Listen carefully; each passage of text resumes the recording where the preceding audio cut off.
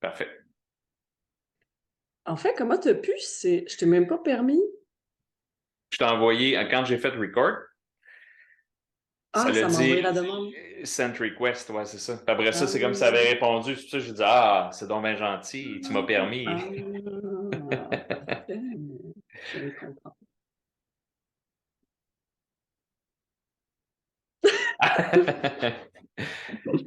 5, 4, 3, 2, 1. c'est parti. C'est parti. Salut Salut, Jean-Christophe. salut Patricia, comment tu vas? Ça va bien toi, Jean-Christophe? On ne peut mieux. Ah ben, c'est la plus belle des réponses. Oui. Et j'espère que vous aussi, vous allez bien, ceux qui nous écoutez. Oui, bonjour à tout le monde. Alors, Patricia, tu avais une idée pour aujourd'hui. Qu'est-ce que tu as envie qu'on parle aujourd'hui? J'avais le goût qu'on parle des différentes manières d'exprimer ses émotions. Ah, Parce que je me dis, chaque personne, on a comme nos différentes manières de les exprimer. Et pour ceux qui ont la difficulté à l'extérioriser ou à l'exprimer, ben, comment qu'on peut justement les accompagner pour développer des stratégies pour mieux les exprimer? hmm, génial. Et voilà. Parce que les émotions, on peut les noter, on peut les observer de plusieurs manières, tu sais, dans le body language de la personne, dans son regard, dans sa voix aussi, on peut sentir des choses, dans sa posture, quand ça va tu sais, transmettre une émotion. Mais des fois, c'est ça, la personne a le goût de nommer des choses, mais elle y arrive pas. Et là, je me dis, c'est ça, il peut y avoir plusieurs manières de l'exprimer et donc d'outiller les gens à ce niveau-là. Je pense que c'est tout de même crucial parce que c'est comme comme je te disais dans d'autres vidéos qu'on a faites ensemble, c'est quand même notre boussole intérieure, hein, nos émotions. Mhm. Donc voilà. Good. Mmh. Et toi, comment tu communiques tes émotions? Comment tu les véhicules? Ben, je te dirais que moi, j'ai toujours été une personne qui gardait tout en dedans. Fait que ça a été un apprentissage. C'est pour ça que j'en parle, C'est hein? probablement pour ça qu'on s'entend super bien aussi. Eh oui! J'étais pareil, beaucoup moins maintenant. J'apprends aussi parce que c'est toujours un Ah, apprentissage. Mais ouais, non, c'est mmh ça, garder mh. tout en dedans. Ben, c'est ça, moi, je gardais tout en dedans parce que étant jeune, je sentais que je pouvais déranger en nommant mes émotions. Je pouvais sentir aussi que, ça pouvait inquiéter les personnes qui m'entourent et donc plutôt que d'inquiéter ou de rendre en colère ou de faire peur à mon entourage avec mes émotions, beh, j'ai adopté le mode, ben, je garde tout en dedans et je pose un sourire sur mon visage et je fais comme si de rien n'était. Comme Alors que c'est j'allais dire, comme sans pression, dit dans une de ses chansons, cherche ma colère derrière mon sourire. Oui, Ouais, ouais, ben, c'est tout à ça. fait. Puis ça, c'est d'une certaine manière, c'est pas que la personne devant soi, elle est fausse, c'est au contraire, c'est qu'elle porte un masque pour éviter de se mettre en contact avec sa vérité. Pourquoi? Par peur des répercussions que ça a sur son environnement social. Ah, c'est pas pour mal faire, mais c'est ce que moi, du moins, j'ai développé comme méthode que je ressentais comme une méthode de survie pour moi.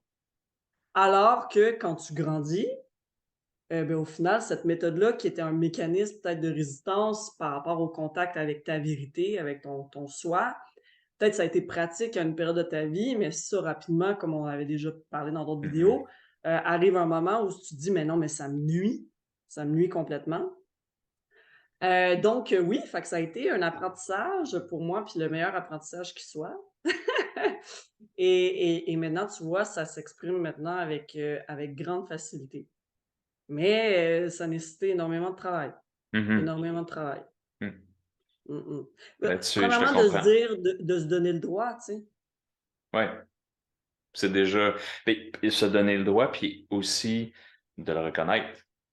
de le reconnaître. Tu sais, d'avoir une prise de conscience, de dire, OK, mais je me suis jamais autorisé à vivre une émotion. Là, pourquoi je m'empêcherais de la vivre? Parce que c'est normal, c'est un diapason, c'est une boussole, c'est un signal d'alarme qu'il se passe quelque chose. Puis, pas, encore une fois, on l'a déjà dit, mais c'est pas juste dans le négatif, ça peut être dans le positif, tu sais. Puis, à un Ah, moment donné, ça tu sais, touche tout l'éventail. oui, oui, c'est ça. À un moment donné, Mmh mh. j'ai pris prise de conscience, tu sais, puis en travaillant sur moi-même avec différents thérapeutes, tu sais, puis à un moment donné, j'ai réalisé que quand j'étais jeune, malheureusement, ma joie dérangeait mes parents. Fait que c'était pas juste que j'avais pas le droit de vivre une émotion, c'était si j'étais content puis que je devenais extraverti, comme je suis censé être, c'était comme non, non, non, mon petit gars, là, tu me déranges. Fait que le mécanisme de résistance, le masque que j'ai porté, c'était garde ça en dedans parce que ça pourrait être dangereux si tu exprimes ça, tu sais. Ouais, ouais. Puis moi, au contraire, c'était, ma colère. Tout ce qui était en lien avec mes colères, mes peurs, mes déceptions, tout ce qui était en lien avec le négatif, Mhm. générait beaucoup d'anxiété et d'inconfort dans ma famille, et donc je me sentais inadéquate, non validée, et dérangeante si je le mentionnais. Mhm. Donc moi, tout ce que j'ai refoulé, que j'ai gardé à l'intérieur de moi, c'est tout ce qui était en lien avec le côté négatif. Donc c'est pour ça que mon masque, c'était l'éternelle joyeuse, parfaite, go, go, go, tout va bien, la vie est rose. Mais la réalité, c'est que c'était pas vrai. Non, c'est ça. Hein, hein. Intéressant.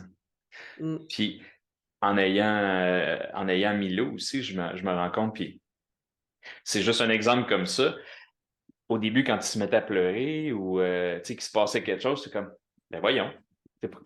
Pourquoi là? Qu'est-ce qui se passe? Tu sais? Puis Vanessa souvent me disait ben, c'est correct, il y a juste de la peine, il a le droit. Puis j'étais comme oui, c'est vrai, il se passe quelque chose. Tu sais, tu le vois, là, quand tu as des enfants, c'est Mmh. le meilleur reflet de tes croyances et de tes valeurs, c'est tes enfants. Tu sais. Fait que tout de suite, j'ai vu là, où est-ce que ça accrochait. Ça venait me déranger qu'il y ait une émotion, mais c'est normal, j'ai été programmé comme ça. Fait que là, c'était comme, wow, attends un peu. Là. Oui, il a le droit. On va y faire de la Mmh. place pour ça. Puis une fois, ma belle-mère était à la maison, puis Milo, des fois, il va se réveiller de ses siestes, puis il pleure. Parce qu'il aime pas dormir. Lui, il aime la vie, il aime l'action, tout ça. C'est comme si, quand il se réveille, il s'est rendu compte qu'il a perdu le combat contre le sommeil. Fait que, Mmh. il a dormi une demi-heure. Non, non, non, c'est inacceptable. On devrait pas faire ça.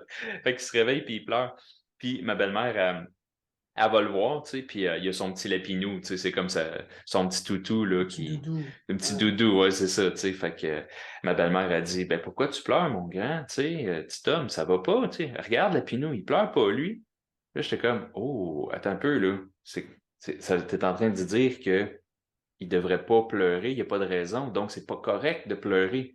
Fait que qu'est-ce que ça fait sur le développement d'un enfant? C'est exactement ça. C'est pas Ouais, correct de ouais. pleurer, mon grand. T'es censé garder ça en dedans, t'es pas censé pleurer, t'es pas censé... Mais non, il vit quelque chose, laisse-les vivre qu'est-ce qu'il y a à vivre, tu sais. Ah oui, puis il faut que ça sorte. Parce que de se faire Oui. dire: «Ben non, ça va aller», ben mais non, regarde autour de toi, là, tout va bien ou «Ouais, mais au moins tu as la santé», tu sais? Tu sais, des phrases comme ça toutes faites. Ouais. Mais non, tu sais, des fois, c'est tu pleures ou tu es pas bien ou tu es en colère, mais il y a quelque chose qui a généré ça. Il y a vraiment une insatisfaction, un inconfort ou quelque chose qui a pas fait sens avec toi à ce moment-là et oui, elle devrait être entendue et écoutée et pas dire: «Ben non, ben non, ben non, ben non». Mhm. Mmh. Ouais. Parce que c'est comme si c'est ça, l'adulte, a une grande difficulté à tolérer que la personne en face de lui, justement, comme, là, tu dis le lapinou, tout ça, que la personne en face de soi, elle soit pas toujours heureuse, tu sais? C'est comme si, des fois, il faut qu'elle soit heureuse pour que l'adulte se sente bien lui-même, parce Mhm. que des fois, ça va lui générer de la culpabilité par rapport à lui-même et ça, c'est le grand danger par rapport aux parents. Ça, on le voit beaucoup, tu sais, à travers, tu sais, bon, ma clinique que j'ai eue pendant 6 ans, puis tous les patients que j'ai eus, j'avais ce discours-là avec les parents: «Mais qu'est-ce que ça fait quand votre enfant pleure ou quand que votre enfant crie ou quand votre enfant, bon, fait une crise?» C'est que chez lui, ça lui génère de l'anxiété parce qu'il se dit: «Ben, j'ai pas été un assez bon parent ou Hmm. j'ai pas fait les choses adéquatement». Mais je dis: «Mais des fois, vous avez tout fait adéquatement, mais ça se peut que lui, il aille pas bien. Point barre». C'est ça. Puis Tu c'est sais? normal. C'est Ben oui, normal parce qu'il y a un point de vue différent de celui de ses parents, que ce soit père, mère ou peu importe. Et je veux dire, c'est tout différent. Fait que si tu mets tout en place pour qu'il soit confortable, qu'il soit bien, qu'il soit en sécurité, puis que lui, il a une vision différente, puis la situation fait en sorte que ça le fâche, ou ça le peine, ou ça l'attriste, ben c'est ça. Fait que ça mmh veut dire qu'il y a quelque chose qui le dérange. Parfait.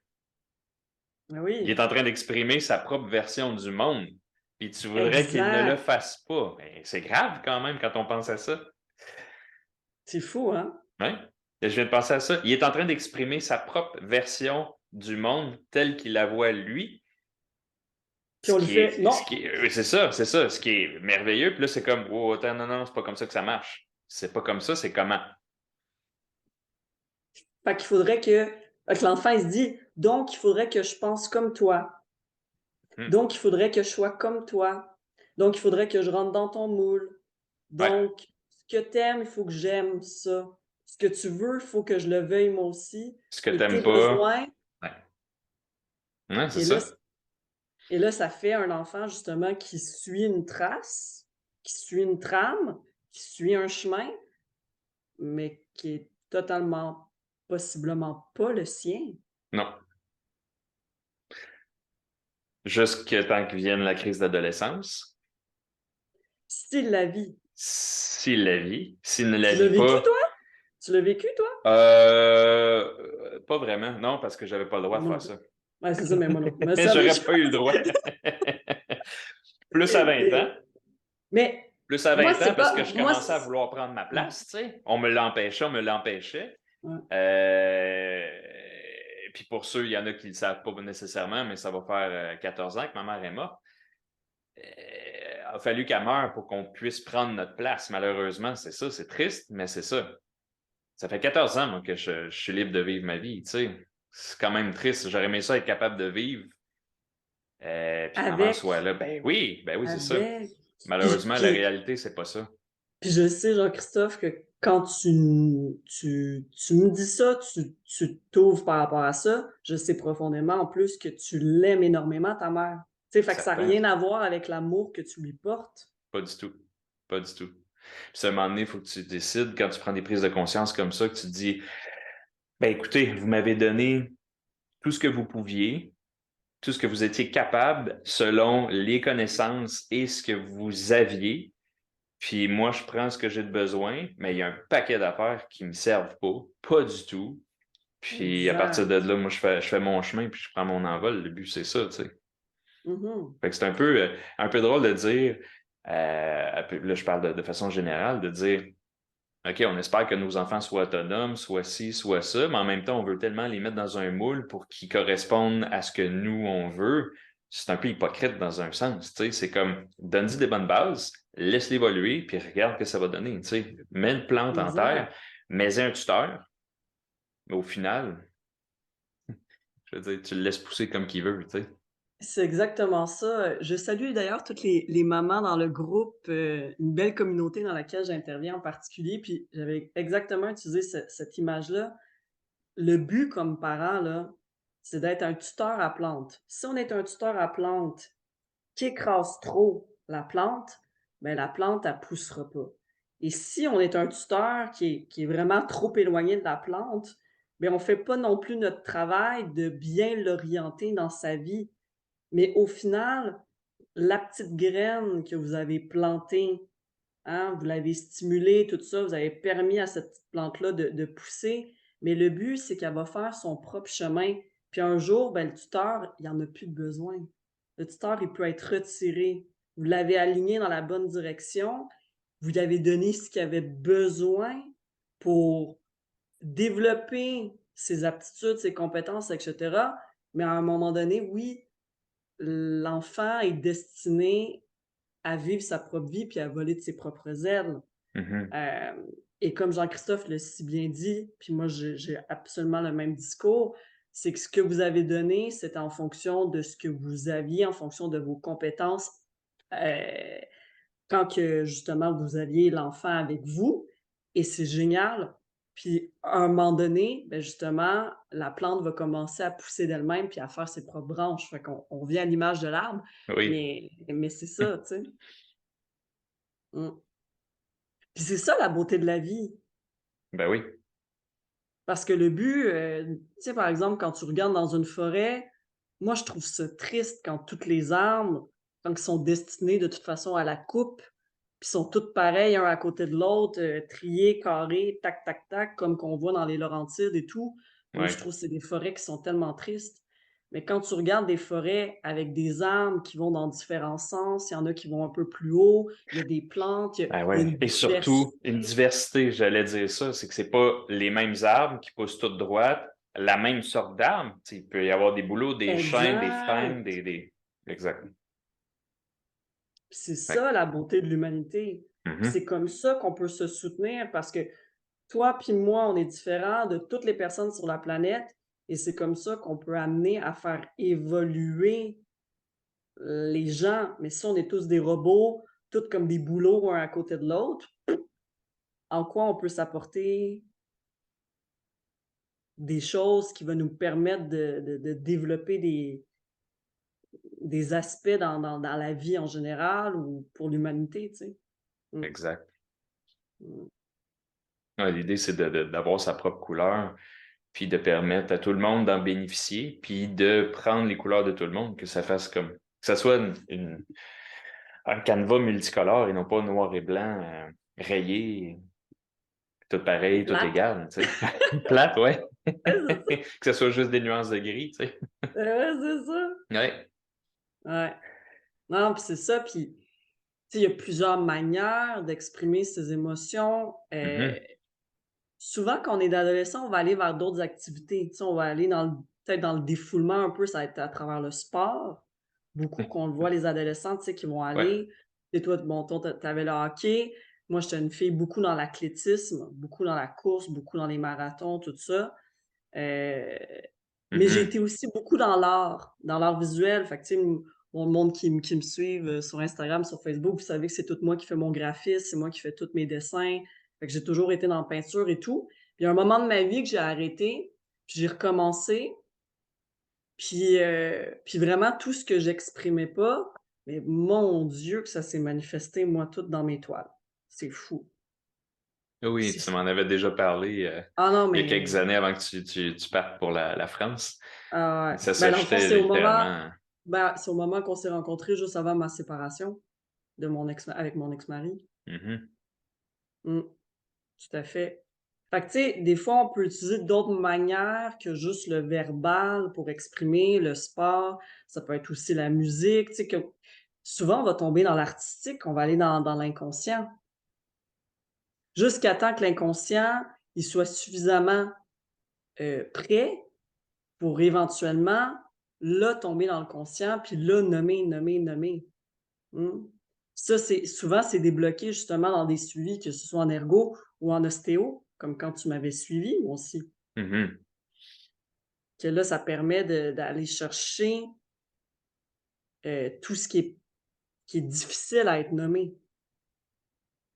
Parce On que avait souvent la fait. personne en a même pas conscience, hein? Non, c'est ça.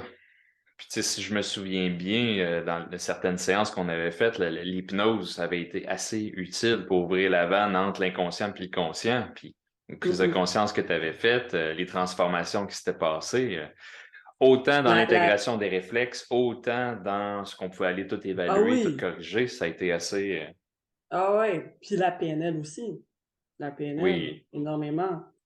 Puis tu vois, moi, en art-thérapie, ce que j'utilise beaucoup avec mes patients, c'est parce que je l'ai expérimenté moi-même aussi, hein. Moi, j'aime ça, puis tout ce qui est intégration sensorielle, je l'ai vécu sur moi-même. Pas de vanne, j'étais allée me faire des traitements sur moi-même pour le vivre, hein. Mhm. Moi, j'aime ça, vivre ce que je fournis à mes patients. Toi aussi, tout ce que tu as acquis dans ton cadre professionnel, on l'a expérimenté à travers les expérientiels dans notre Exact. cursus Exact. et on voit, on constate, on note et on observe la puissance de ces outils-là parce que nous-mêmes, ça a eu de l'impact sur nos vies et ça, c'est magique. Mhm. Mmh. C'est un des adages de la PNL, c'est on ne peut pas ne pas communiquer. Fait que si ton Ouais. émotion, tu la véhicules pas de façon verbale, tu vas la communiquer d'une autre façon. Fait que c'est de s'arrêter puis se poser la question, mais c'est comment que je la véhicule, tu sais? Est-ce que c'est par le non-verbal? Est-ce que c'est gestuel? Est-ce que c'est avec les yeux? Est-ce que c'est avec serrer les dents? Est-ce que c'est avec... là, on parle de plus scolaire, ce genre de choses-là. Est-ce que c'est quelqu'un qui vit une peur? Est-ce qu'il va se refermer un peu sur lui-même pour se protéger? Un genre de réflexe de Moreau un peu, là, tu sais, là. Tout à fait. Est-ce que c'est serrer les Ou poings? figé, comme le Figer? réflexe de paralysie par la peur. Exact. La stratégie qui est la moins utile, de freezer, figer devant une Tout à peur, ouais. fait. Ça peut être devenir rouge.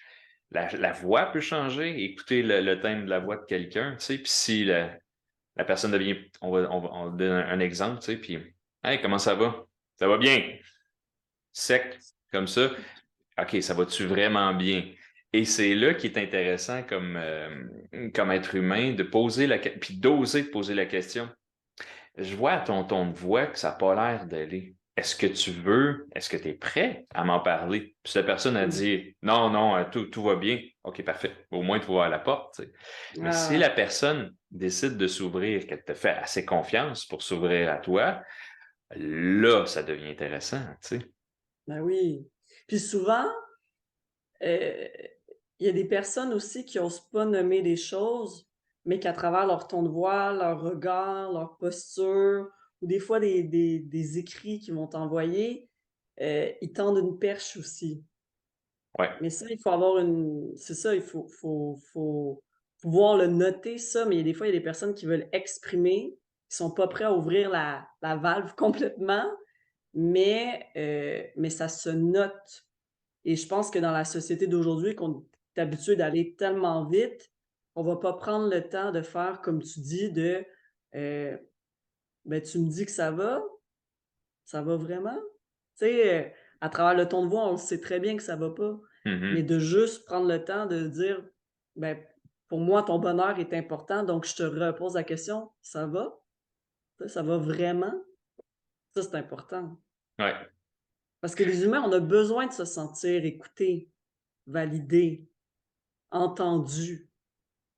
Tu sais, le nombre de fois moi, en ergothérapie, en pédiatrie, une des méthodes d'évaluation que j'ai utilisé le plus, puis qui demeure quand même subjective, mais non, il y a quand même, il y a quand même, une forme de standardisation qui a été rattachée à ça. Ça s'appelle le test du bonhomme de Goodnow. Puis dans le fond, c'est tu demandes tout simplement à l'enfant: «Dessine-toi». Là, quand ils sont plus vieux, ils vont dire: «Ouais, mais je suis pas bon en dessin», puis moi, peu importe, je leur dis: «Regarde, c'est comme si je prenais une photo de toi et je veux que tu me décides comme si je prenais une photo de toi, de ton corps au complet. Comme si je prenais vraiment une photo, là, plus loin de toi, je veux te voir au complet». Je donne pas plus de détails, hein. Et là, l'enfant se dessine. Puis tu vois, à travers ma carrière en pédiatrie, pendant 6 ans, j'ai traité au-dessus de je sais pas combien de patients.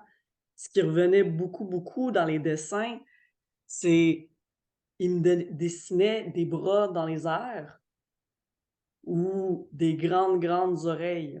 Puis quand tu analyses au niveau du test de Goodnow, les oreilles, ça peut signifier 2 choses. Soit tu as une hypersensibilité auditive, fait qu'ils sont très dérangés par les bruits, Fait que les oreilles, ils les dessinent très, très grands parce que la conscience corporelle des oreilles avec tous les bruits qui les agressent, ils vont le manifester Hmm. dans leur dessin parce que ça prend tellement de place. C'est comme si, par exemple, une personne a tout le temps, je sais pas, de l'eczéma ou des trucs sur les mains, ils vont dessiner leurs mains plus grandes, tu sais? Fait que c'est beaucoup relié aux sensations. Donc, les oreilles plus grandes, mais d'autres enfants que je sais qu'il y a pas une hypersensibilité auditive parce que j'ai fait toute l'évaluation dans le profil sensoriel, c'est l'aspect émotionnel. Je veux être entendu. Je ne suis pas entendu. Fait qu'il y a tout le temps une question d'aspect sensoriel, Hmm. perceptuel, mais il y a le côté émotionnel qui se manifeste dans les dessins et ça, c'est fou ce que ça apporte comme information Est-ce que c'est la et même les bras chose dans les aussi airs, avec c'est les... «Je suis là». Puis Youhou! avec les yeux, un enfant qui dessinait des gars, est-ce que ça peut manifester je veux être vu? Les yeux, c'est les 2. Fait que ben, non, les yeux, il y a 3 significations. Les yeux, c'est une hypersensibilité visuelle, fait que même chose que pour l'auditif. Je veux être vu ou des enfants avec des psychoses infantiles ou Oh, quand on bascule vers les plus vieux avec possiblement de la schizophrénie, ça vient rechercher l'aspect d'hallucination visuelle. OK. Fait que dans le fond, c'est comme, je fais un parallèle avec, tu connais l'homonculus? Ouais, C'est comme si l'enfant c'est dessinait tout à fait son ça. propre homonculus. Vraiment C'est tout à intéressant. fait ça. C'est Ah, exactement ça. ah, L'homonculus, dans le fond, tu sais, bon, les parties qui sont les plus représentées dans notre homonculus, puis dans notre schéma, on sait c'est les mains, la la bouche. langue, la bouche, puis les organes génitaux, les pieds. Heu, mais on a tous, toi, moi, Pierre, Jean-Jacques, peu importe, une certaine conception de notre corps, tu sais? Puis ça, peu importe le talent, hey, moi, je regarde jamais le talent, puis je regardais, tu sais, en tant qu'ergothérapeute, tu sais, les parents vont penser, «Ah, Patricia, tu regardes la prise du crayon». Non. Moi, je regardais pas ça. Pendant le test du bonhomme de Gounod, ce qui m'intéresse, quelle est la perception de l'enfant de son schéma corporel? Quelles sont les les parties de son corps qui lui génèrent des inconforts? Qu'est-ce qui me transmet au niveau de ses émotions à travers son corps? Et c'est un réel bijou. Mhm. Très révélateur, dans le fond. Ben oui. Un enfant qui était, très, par exemple, les enfants qui manquent d'équilibre, OK? Ils manquent de coordination, mais vraiment bas de corps, là, tu sais, vraiment, il y a une section haut de corps, ça va, bas de corps, là, en bas du diaphragme, il y a plus rien, OK? Maladroit, sans farge, partout, vraiment, tu sais, tu vois même dans le schème, dans le patron de marche, tu sais, tu peux avoir même un valgus, tu sais, bon, tout le bas de corps, tu vois que c'est vraiment il y a de la grande maladresse, c'est flou, c'est pas coordonné, c'est grossier, mais tu le vois dans le test du bonhomme de Gounod. J'ai des enfants de 10 ans qui me dessinaient même pas leurs jambes, Hmm. puis qui avaient tous ces aspects-là, là, que j'évaluais après d'un point de vue sensoriel et moteur, ils me dessinaient pas leurs jambes. Fou, là!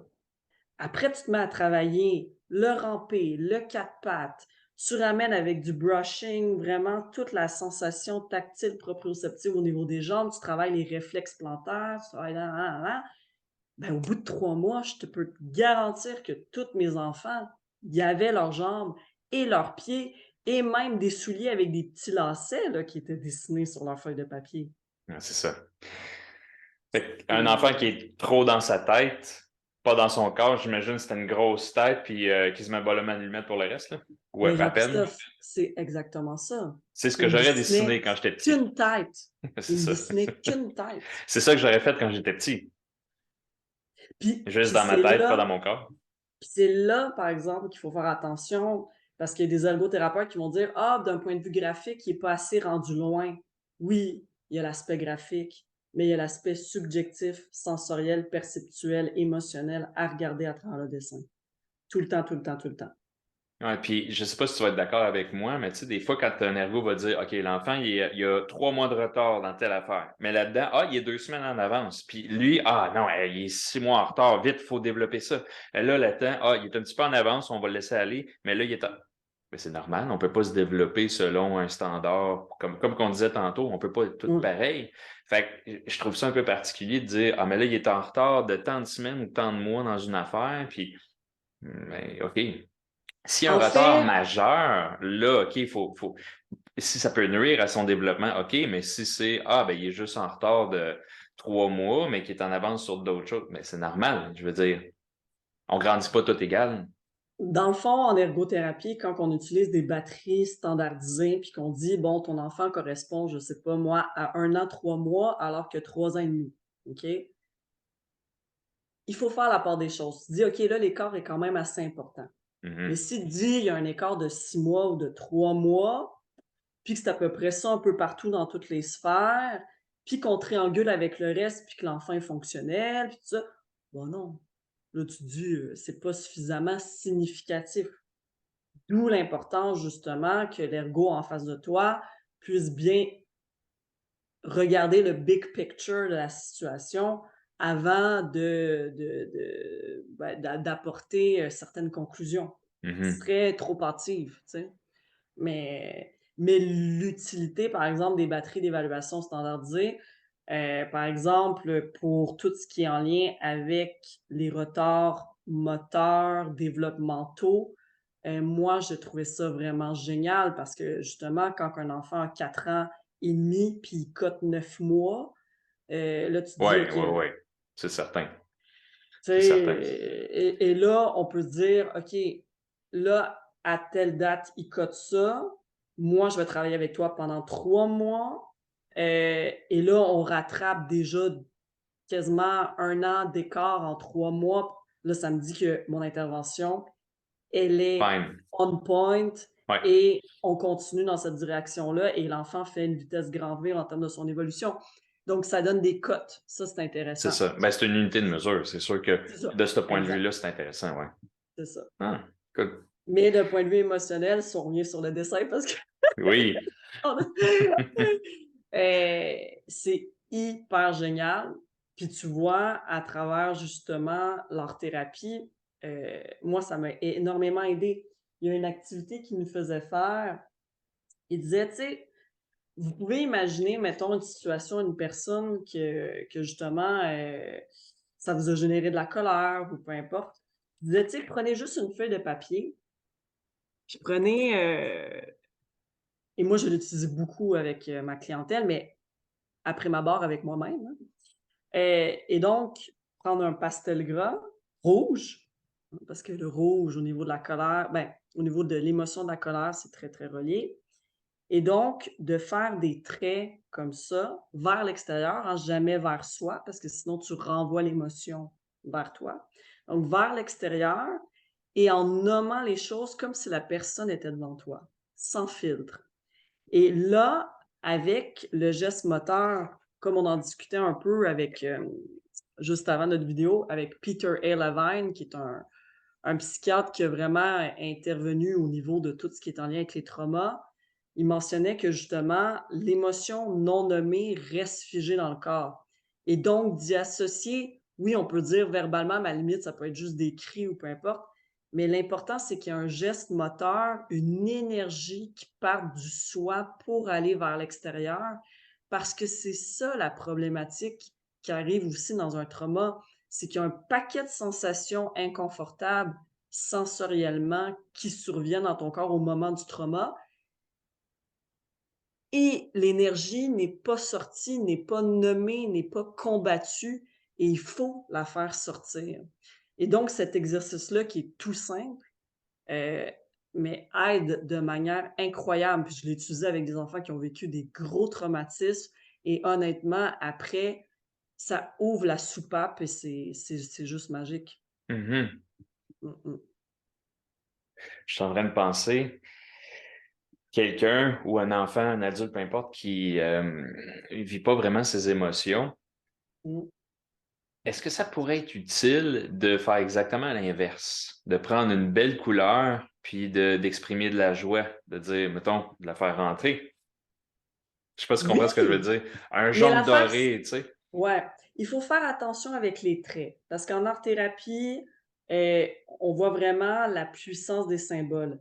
les lignes droites dirigées vers soi, même si tu utilises un petit jaune ou un petit bleu pastel, c'est quand même une ligne, une flèche, une épée dans OK. la symbolique dirigée vers soi.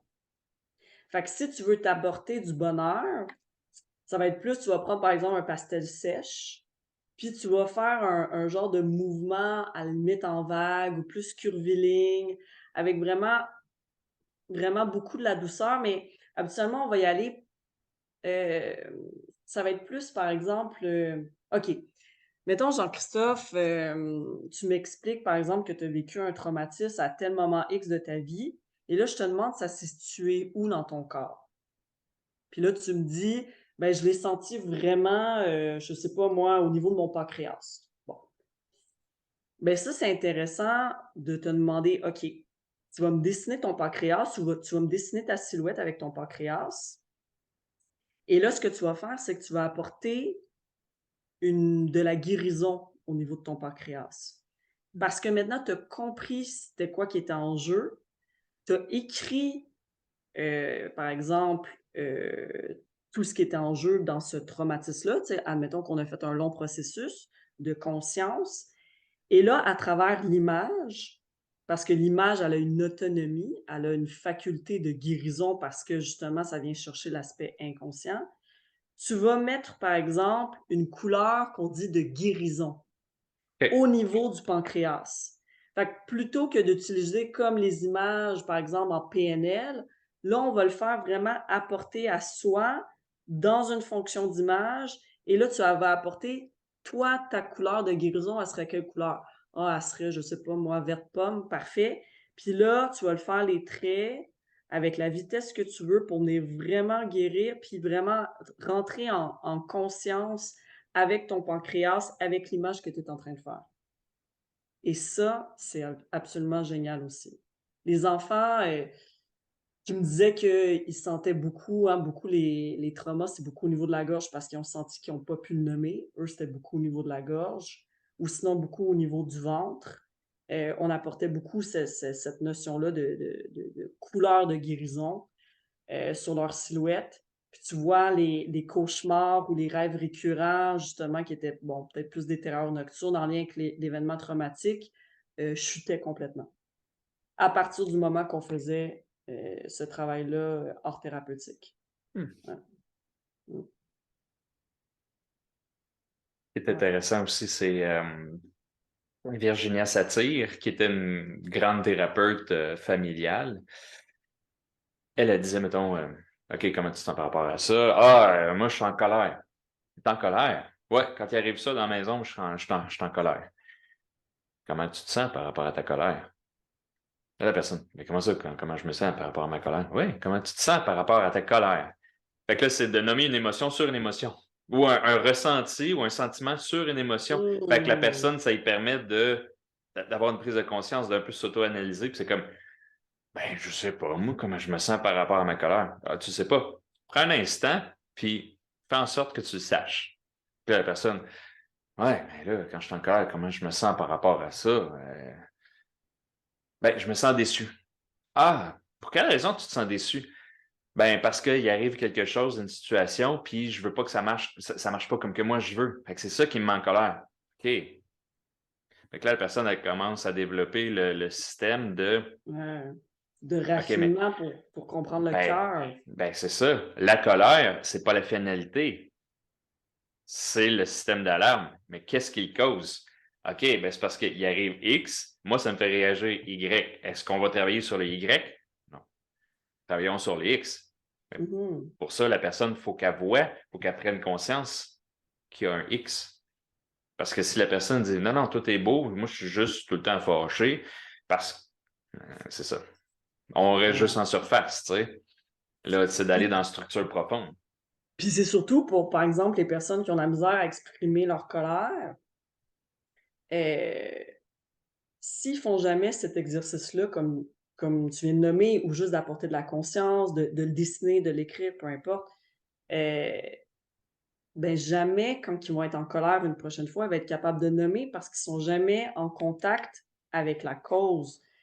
Mais plus on amène du contact, du contact, du contact, Mais la prochaine fois qu'ils vont être en colère, ils vont être capables d'être solides dans leurs souliers puis de dire: «Non, je suis en colère parce que là, ça me déçoit de Mhm. voir telle affaire Ouais, alors que je t'avais nommé ça et pour moi, cette soirée-là était importante pour moi parce que j'y ai mis toute mon énergie» et bref, ils vont pouvoir au moment X nommer leur colère en fonction de la vraie cause qui la génère. exact. Parce que souvent, la colère, c'est «Rah!» mais c'est pas juste péter des verres ou casser des assiettes. Non, c'est d'exprimer la cause qui génère cette colère-là et Mhm. la colère, elle a lieu d'être, tu sais? Ouais, ben, je te fais un parallèle, une analogie. Si tu amènes ta voiture au garage parce que tu as un check engine qui est allumé, il y a une lumière qui est allumée dans le dash, tu dis à ton mécanicien, écoute, il y a quelque chose, je sais pas c'est quoi, il y a quelque chose qui va pas. Puis que là, le mécanicien dit, écoute, j'ai pas trouvé c'est quoi, j'ai enlevé ta fuse. Fait que ta lumière dans ton dash, ton check engine, tu le verras plus. Tu peux repartir avec. Fait que là, la personne s'en retourne avec son petit bonheur, tu sais, si elle accepte que c'est ça. Mais la plupart du monde vont dire, mais comment ça, tu as enlevé la fuse? Tu es en train de me dire que je vais te payer juste pour avoir masqué le problème? Ben oui, je sais pas c'est quoi. Mettre un plaster. Oui. Voilà, mettre un plaster. La plupart des gens accepteraient jamais de faire ça sur leur auto. Alors, comment se fait-il que vous acceptez de faire ça sur vous-même? Autant au niveau de votre santé mentale, de votre bien-être, au niveau émotionnel, mais même au niveau physique. Permettez-vous de vous offrir le meilleur pour vous-même et ça commence dans tous ces gestes-là qui fait en sorte que vous n'êtes pas votre bourreau, mais vous êtes votre plus grand allié et c'est ça qui va faire toute la différence. Exact. Mmh. Belle reprise du triangle de Oui! Cartman. J'aime ça. Puis je riais précédemment parce que tu parlais du mécanicien, mais j'utilise tout le temps l'exemple du mécanicien dans Oui. mes stories sur Instagram, tout ça, mais je trouve que c'est tellement une belle analogie. C'est tu sais, je parlais de la dyslexie, j'avais une conférence sur la dyslexie, puis je disais: «Mais c'est comme si on veut aborder la dyslexie puis les troubles d'apprentissage en réparant le moteur de la voiture comme mécanicien, alors que le problème, c'est les freins». Mais non, tous les troubles d'apprentissage, c'est directement en lien avec la motricité, mais c'est pas en Hmm. vous faisant écrire 10 000 fois le mot «chapeau» que la dyslexie va se régler. C'est pas ce n'est pas aborder la problématique avec la bonne cause et là, au niveau émotionnel, c'est la même chose. Au niveau de la colère, il faut aller au creux de la colère, pas juste réagir ou garder Hmm. tout en dedans. Ce n'est jamais se rendre service. Fait que premièrement, c'est d'y laisser de la place parce qu'elle a lieu d'être. Deuxièmement, c'est d'avoir aussi des réflexes qui vont permettre de dire, OK, mais qu'est-ce qui cause ça et qu'est-ce que je peux faire pour la régler? Est-ce que c'est en mon ressort? Est-ce que c'est à mon pouvoir de changer quelque chose? Oui, non, peut-être. Est-ce que ça m'intéresse de le faire? Si ça m'intéresse pas, il faut que je comprenne assez vite que la colère, elle risque de revenir ou d'être là tout le temps. Et en plus, comme qu'on disait en début de capsule, euh, ça a le lieu d'être et ça doit être vécu. C'est pas de dire ah non, je vis de la colère, mais il faut pas que ça presse parce que j'ai pas le droit. Faut que je fasse comme Ouais. ça parce que ça a pas lieu d'être. Si je l'exprime, on va me réprimander, on va m'envoyer dans ma chambre, puis ça peut être dangereux pour moi parce que je serai pas libre de faire ce que je veux. Mmh. Ça devient problématique parce que on reprend l'analogie du mécanicien. Ce qui risque d'arriver, c'est que le moteur va sauter à un moment donné. Ah ben ça c'est assuré, Fait que quand c'est ça saute, assuré et c'est pour une question de santé mentale, c'est une question de santé physique. Votre corps, c'est votre plus belle machine. C'est votre plus belle machine et autant dans la santé mentale, santé physique, heu, vous voulez prendre soin de la seule machine qu'on vous a offert. C'est notre devoir. Puis pour moi, c'est notre plus grand devoir. Moi, puis tu sais, Jean-Christophe, tu le sais, à travers, tu sais, moi, quand tu m'as eu comme patiente ou à travers tous les patients qui sont venus me voir puis qu'ils me disent: «Mais Patricia, tu changé ma vie, toi aussi. Jean-Christophe, tu changé la mienne, puis tu changé la vie de plein de tes patients. Moi, c'est pareil», tout ça. Quand on se met à regarder notre fonctionnement, puis à prendre notre santé mentale, notre santé physique en main, nos émotions en main, tout ça, heu, on s'offre un cadeau de vie et c'est un investissement en nous-mêmes et c'est le plus bel investissement qu'il y a pas. Mhm. Tout à fait. Parce que sinon, tu arrives pas à être un bon partenaire de vie, un bon ami, un bon fils, un bon, peu importe, parent, si la machine, elle suit pas. Puis, on reprend encore l'analogie de la voiture. Mmh. Il y a juste les êtres humains qui peuvent changer, passer d'une Lada à une Ferrari. Je veux dire, on n'est pas, en étant tous des athlètes olympiens, on a le pouvoir de le devenir. Par contre, OK, oui, génétiquement, il y en a qui sont plus prédisposés, je dirais pas gâtés, Mmh. mais plus prédisposés que d'autres. Avec des Mais aptitudes, tout ça, une ouais. voiture reste la même voiture. Une Lada ne deviendra jamais une Ferrari. Mais si je commence à m'entraîner, changer mon alimentation, j'ai le pouvoir de changer surtout mon corps physique. C'est la même chose pour le corps mental. Tout à fait. Puis ça revient un peu à la capsule que j'ai déposée hier, tu sais? C'est une question aussi d'exposition, de motivation, de répétition et là, on change réellement les connexions synaptiques Mhm. et ça revient aussi à ta capsule sur les connexions synaptiques d'ailleurs, mais on implante réellement des changements neuronaux. On a ce pouvoir-là, mais c'est incroyable. Ouais. Puis Lada, Ferrari dans un même corps, c'est incroyable. ouais. C'est d'ailleurs l'idée de mon slogan que j'ai pour ma carte d'affaires, approche PIB. Fait que, tu sais, le PIB, c'est le produit intérieur brut. Dans mon Brut. cas, c'est le potentiel intérieur brut. Fait que mon Brut. slogan, c'est ça. Développer votre potentiel intérieur brut. Vous l'avez tous en vous-même. Qu'est-ce que vous avez envie de développer?